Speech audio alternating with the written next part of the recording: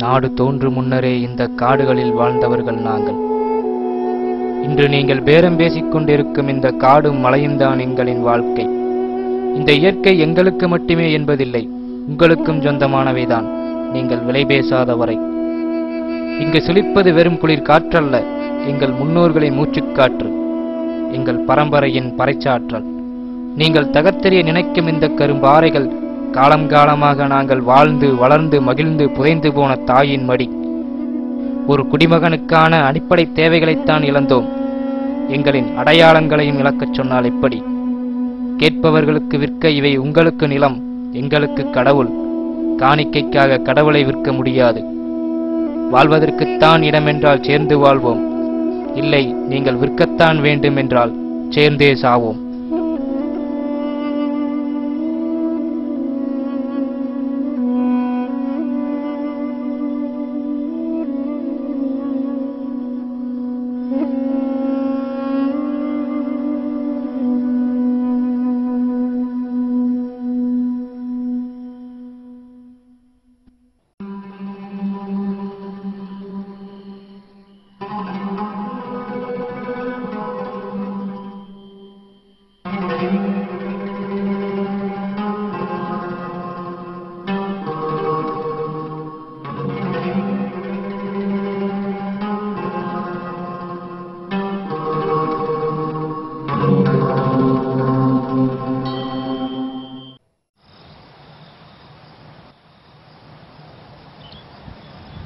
மறுபடியும் கேட்குறேன், நம்ம பண்ணுறது சரிதானா?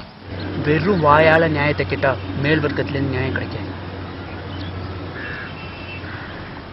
அப்போ இந்த பாம்பை இப்போ யார் வைக்கிறது?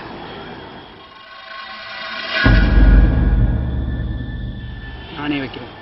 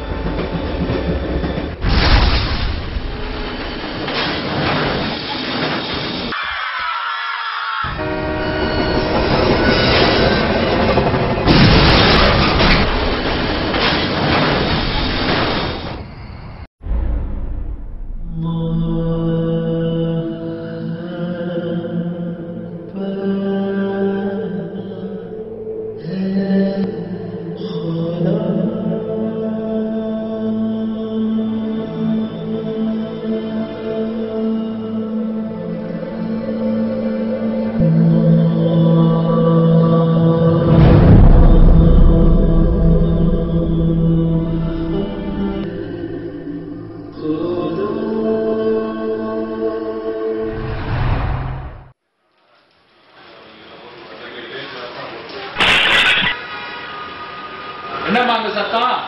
போங்கப்பா, நேத்து வாங்கின பெரிய ஃபிஷ் கண்ணாடிய உடச்சு எல்லா மீனும் செத்து போச்சுப்பா. நான் தான் சொன்னேன்லம்மா, கடல் மீனை போய் ஃபிஷ் டேங்க்ல போடாதுன்னு. இப்ப பாரு, ஃபிஷ் டேங்க்கும் உடைஞ்சு மீனும் செத்து, ஏற்கனவே இருந்த மீனும் செத்து போச்சு.